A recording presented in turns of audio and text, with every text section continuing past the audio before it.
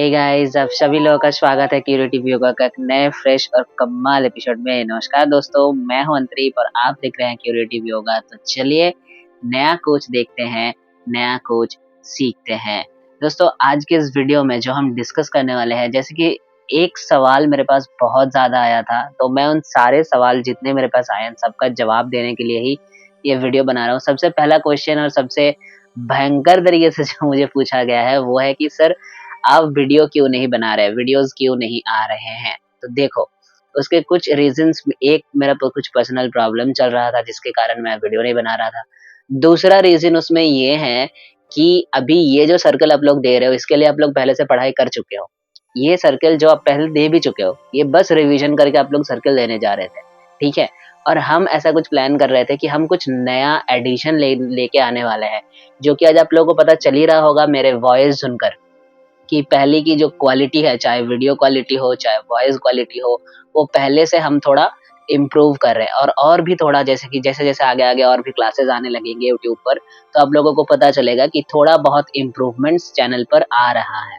और ना ही सिर्फ वीडियो क्वालिटी, ना ही सिर्फ साउंड क्वालिटी, बल्कि अभी कंटेंट में भी हम बहुत कुछ नए एडिशन करके लेके आने वाला है based on your updated syllabus of net JRF paper 2 योग में स्पेसिफिकली।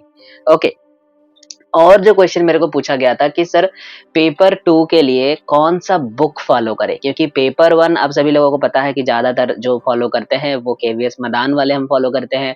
उसके अलावा भी पेपर 1 के एक्चुअली देखो, पेपर 1 भी ना, जैसे हम बोलते तो हैं कि केवीएस मदान पढ़ लो, लेकिन केवीएस मदान पढ़ के खत्म करना इतना आसान नहीं होता है। आप लोगों के पास टाइम अभी 3 महीने बचे हुए हैं, क्योंकि दिसंबर में आपका एग्जाम है। तो इस दिसंबर सर्कल के एग्जाम के लिए जितने भी स्टूडेंट्स तैयारी कर रहे हैं, मैं सबसे पहले तो आप लोगों को सिलेबस दिखाकर पेपर 2 के जो बुक्स के बारे में आप लोग पूछते हो ना कि सर कौन सा बुक पढ़े, देखो अगर मैं सच बात करूँ ना, तो भाई पेपर 2 में ना ऐसा कोई बुक्स नहीं है। जो आप इस बुक को उठा लो, पढ़ लो, तो आपका पेपर कंप्लीट हो जाएगा, एक भी क्वेश्चन पेपर से नहीं छूटेगा। ये नेट देने जा रहे हो, ठीक है, कॉलेज के एग्जाम्स नहीं है कि सजेस्टिव क्वेश्चन सजेशंस ले ली, जा गया चला गया पढ़ने, एग्जाम्स देने आ गया सारा। ये नेट है, नेट में ऐसा कुछ नहीं होता। कोई एक बुक हम प्रेफर कर ही नहीं सकते सिवाय पेपर, मतलब सिर्फ पेपर 2 के लिए, ठीक है। और पेपर 1 का भी आप बात करें तो अभी जैसे आप लोग अपडेटेड कंटेंट देख रहे हो ना, तो बहुत ज्यादा कुछ जुड़ा जा रहा है कंटेंट में, जो आपके पेपर 2 में भी, पेपर 1 में भी जो बुक्स आते हैं ना उसमें नहीं होगा, ठीक है। तो सारे के सारे कंटेंट जो है, जो भी टीचर्स पढ़ाते हैं उनके पास सारे अपडेटेड कंटेंट, वो अपने नोट को अपडेट करते रहते हैं, वो लोग आप लोगों को प्रोवाइड करवा देते हैं, तो वहां से आप लोगों को मिल सकता है, सबसे पहली बात। और पेपर 2 जो लोग योग में दे रहे हो, योग में जो लोग पेपर देने जा रहे हो, आप लोगों के लिए कंटेंट के लिए मैं बता दूं, पेपर 2 में एक ऐसा कोई बुक नहीं है, जैसे कि मैंने पहले बता दिया। अब देखो एक बार सिलेबस को भी देख लो कि सिलेबस के साथ साथ कंटेंट कैसे प्रिपेयर किया जाता है। सिलेबस में आपका सबसे पहला यूनिट क्या है, वो है आपका पहला यूनिट जो सबसे पहले आते हैं वो है फाउंडेशन, ठीक है। फाउंडेशन के बाद आप लोगों का कौन सा यूनिट आता है, फाउंडेशन के बाद आप लोगों को पढ़ना पड़ता है जो आपका यूनिट 2 है, वो है, उसमें है उपनिषद यानी प्रिंसिपल उपनिषद, भगवत गीता, योग वशिष्ठ। अब आप योग वशिष्ठ के लिए टेक्स्ट पढ़ने जाओगे तो कितना पढ़ोगे, 32,000 श्लोक है भाई योग वशिष्ठ में। योग वशिष्ठ में 32,000 श्लोक आते हैं, तो ये पूरा पढ़ के कंप्लीट कर लोगे, चाहे आपके पास 6 महीने क्यों ना हो। ये पढ़ने जाओगे, इसमें से क्वेश्चन कितना आता है, ज्यादा से ज्यादा 2, 3, 4 ऐसा, बस इससे ज्यादा नहीं आएगा। 2-3 क्वेश्चन बनेगा, 4 भी नहीं बनते, 2 या 3 ऐसा ले लो, इससे ज्यादा नहीं आएगा योग में। तो इस 2-3 क्वेश्चंस के लिए अब पढ़ने जाओगे 32,000 श्लोक, बाकी का क्या होगा जिसमें से सबसे ज्यादा क्वेश्चंस आते हैं, ठीक है। तो इस तरीके से कैलकुलेशन करके पढ़ना बहुत जरूरी होता है। उसके बाद आते हैं भगवत गीता, उसके बाद आते हैं प्रिंसिपल उपनिषद। तो प्रिंसिपल उपनिषद के लिए ना ये क्वेश्चन एरिया है, प्रिंसिपल उपनिषद, भगवत गीता। भगवत गीता का भी बहुत सारे लोग पता नहीं क्यों सजेस्ट कर देते हैं कि इस्कॉन का ले लो, गीता प्रेस गोरखपुर का ले लो। क्यों, आपके सिलेबस में 700 श्लोक नहीं है भाई, आपके सिलेबस में 700 श्लोक नहीं है। देख लो सिलेबस में, दिखाई देता हूँ चलो आप लोगों को, ठीक है। आपके सिलेबस में ना 700 श्लोक है ही नहीं। ये देखो भगवत गीता का सिलेबस आपका, ये देखो आपका भगवत गीता का सिलेबस, ठीक है। इसमें 700 श्लोक है ही नहीं, कुछ इंपॉर्टेंट श्लोक। और क्वेश्चन ना घुमा फिरा के इसी से पूछा जाता है क्वेश्चन। आप अगर पिछले 2 साल या 3 साल के पीवाईज की यूज कर रहे हो ना, ज्यादा से ज्यादा 5 साल, अगर आप पूरा उसका एनालिसिस करके जा रहे हो ना, तो क्वेश्चन आप गेस कर लोगे कि कहाँ क्वेश्चन एरिया बन सकता है आपका। जैसे इस बार ना बहुत सारे टीचर्स हम इस बार हम लोगों को ये पता था कि पिछले बार जैसे आप लोगों को पता है कि जो एग्जाम कैंसिल हो गया वहां पर ना आपको दैवी संपदा के बारे में पूछा था कि दैवी संपदा क्या क्या है। ठीक है, इस बार आपको क्या पूछा, इस बार आपको पूछ लिया कि उसको आप सीक्वेंस में सजाओ, उसी को बता दिया कि भाई सीक्वेंस में सजा दो। यानी पिछले बार पूछा कि था क्या, इस बार क्या पूछ लिया कि इसको सीक्वेंस में सजा दो। तो इसी तरीके से क्वेश्चन बनते हैं भाई, इसी तरीके से क्वेश्चन एरिया समझना बहुत जरूरी है। अब 2 बार पूछ लिया दैवी संपदा, अगले बार के लिए आसुरी संपदा पूछेगा। और लोग दैवी संपदा जो लोगों को लगता है कि पिछले बार पूछ लिया इस बार नहीं पूछेंगे, पूछने का हजारों तरीका होता है इनके पास। ठीक है, तो पढ़ना है ना, तो इस तरीके से पूरा क्वेश्चन एरिया को पहले समझो, इसके लिए पीवाईक्यूज करना बहुत जरूरी है। और जो आपको कंटेंट प्रोवाइड किया जाता है ना हमारे तरफ से या किसी भी जो कोचिंग सेंटर है उनके तरफ से, उनका कंटेंट हमेशा अपडेटेड कंटेंट होता है। तो इसके लिए 700 श्लोक अगर कोई पढ़ रहे हो तो इसका कोई मतलब नहीं है। इसका भी एक स्पेसिफिक पैटर्न्स होते हैं, इंपॉर्टेंट श्लोक्स होते हैं जो कि पिछले कई बार पूछे जा चुके हैं घुमा फिरा के यूजीसी नेट में। तो ये सारे श्लोक अगर आप पढ़ रहे हो तो आप स्मार्ट स्टडी कर रहे हो, वरना आप अपना टाइम वेस्ट कर रहे हो, सच्ची बात है। उसके बाद आता है देखो प्रिंसिपल उपनिषद। प्रिंसिपल उपनिषद को आपको पढ़ना होगा, बहुत सारे इसमें कंटेंट है, इन डिटेल पढ़ना होगा। प्रिंसिपल उपनिषद आपको इन डिटेल पढ़ना होगा, चाहे वो ईश हो, केन हो, कठ हो, प्रश्न, मुंडक, मांडुक्य, ऐतरेय, तैत्तिरीय, बृहदारण्यक, छांदोग्य, कोई भी। इसमें छांदोग्य उपनिषद में स्पेशली जो ये थोड़ा बड़ा है, छांदोग्य और बृहदारण्यक ये थोड़ा बड़ा है, बाकी ईश बहुत ही छोटा उपनिषद है, 18 मंत्र है सिर्फ इसमें। ठीक है, केन, कठ ये थोड़ा बड़ा बड़ा है। लेकिन ये सारे उपनिषद का जो कंसेप्ट है, मेन कंसेप्ट, सिर्फ श्लोक को रट्टा मत मारो।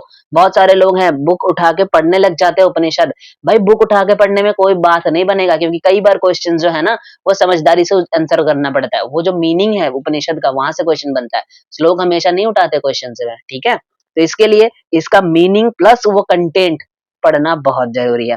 उसके बाद योग वशिष्ठ, योग वशिष्ठ का ना एक स्पेसिफिक पैटर्न्स होते हैं, कुछ स्पेसिफिक कंसेप्ट है।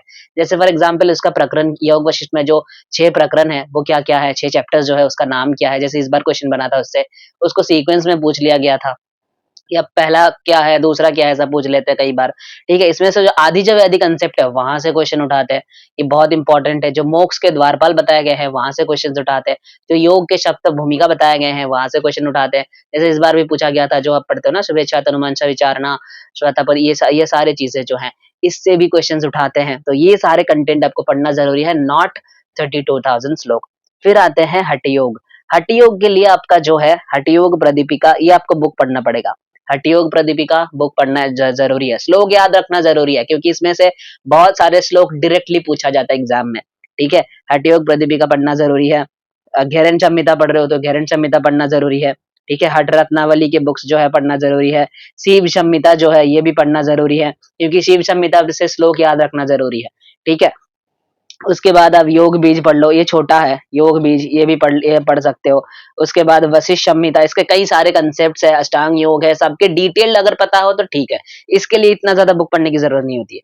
ठीक है, उसके बाद सिद्ध सिद्धांत पद्धति, इसमें नवचक्र जो है बाकी के जो कंसेप्ट बताए गए हैं, इस सबसे इसका जो सबसे इंपॉर्टेंट होता है ना वो इसका पहला चैप्टर है। इसमें से कई बार क्वेश्चन घुमा फिरा के बनाया जा सकता है, और इसमें भी 9 चक्र बताए गए, तो ये सारी चीजें आपके लिए इंपॉर्टेंट है हठ योग में।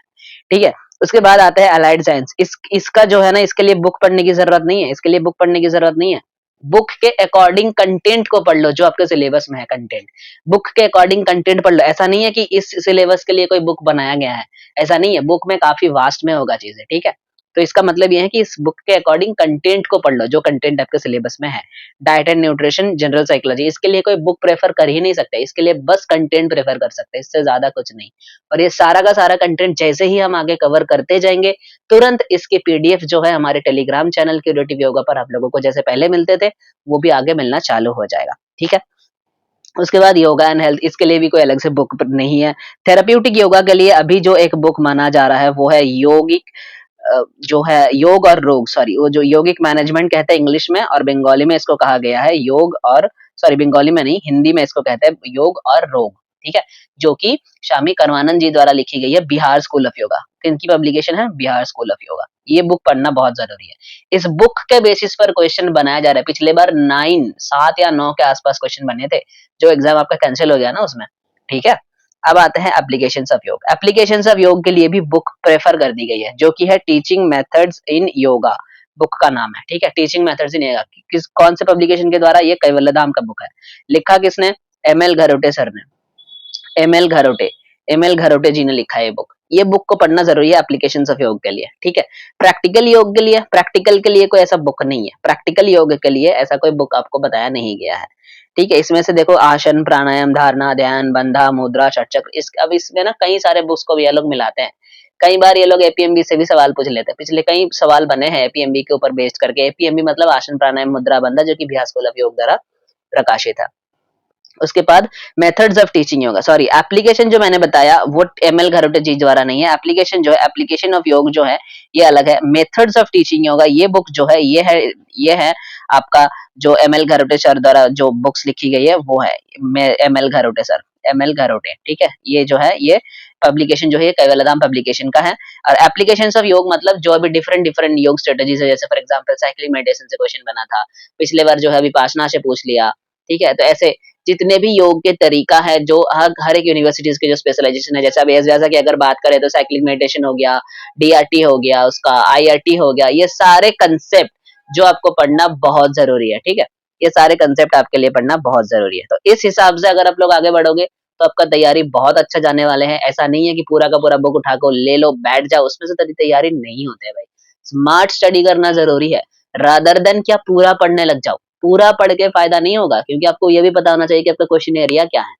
हालांकि आपके सिलेबस में है ही नहीं, आप 700 श्लोक पढ़ने जा रहे हो, ठीक है। आपके सिलेबस में है ही नहीं, आप पूरा का पूरा पढ़ने जा रहे हो, क्या फायदा उसको पढ़ के, कोई फायदा नहीं होने वाला है, ठीक है। तो बस ये रहा आप लोगों के लिए एक सबसे इंट्रोडक्टरी वीडियो। इस बेसिस पर भी अब इस बेसिस पर ही आप लोगों को कंटेंट आगे भी मिलता जाए, और इस बेसिस पर ही आप लोगों को सारा का सारा चीजें पढ़ाया भी जाएगा मेरे चैनल क्यूरेटिव योग के द्वारा। जैसे कि आप लोगों को पता है कि लाइव क्लासेस हम बिल्कुल नहीं लेते हैं, क्योंकि लाइव क्लासेस में बहुत ज्यादा टाइम कंज्यूमिंग हो जाते हैं, बन जाते हैं, टाइम बहुत ज़्यादा चले जाते हैं, काम बहुत ही कम होता है। इसलिए हम रिकॉर्डेड क्लासेस ही डालते हैं। जो भी आपको पढ़ाया जाएगा, जो भी कंसेप्ट पढ़ाया जाएगा, each and every concept in detail पढ़ाया जाएगा। और आप लोगों के लिए बैच जो है, मतलब जो हम वीडियोज़ आने वाले हैं वो अगले मंडे यानी 9th ऑफ सितंबर से आना चालू हो जाएगा मेरे चैनल पर, ठीक है। जो बहुत सारे लोग सवाल पूछ रहे थे उसका भी जवाब मैंने दे दिया। तो बस फिलहाल वीडियो में इतना ही, सारा कुछ मैंने बता दिया। अब मिलता है डायरेक्टली आप लोगों के साथ क्लास में। कोई भी प्रॉब्लम हो, क्यूरेटिव योगा के टेलीग्राम चैनल में जुड़ जाइए, मेरे साथ कोई भी प्रॉब्लम के बारे में आप लोग बातचीत कर सकते हैं। चैनल की लिंक मैं डिस्क्रिप्शन में डाल दूंगा, ठीक है। तो बस फिलहाल वीडियो में इतना ही, फिर मिलते हैं आप लोगों के साथ अगले वीडियो में। तब तक के लिए stay healthy, stay happy and keep doing yoga. धन्यवाद।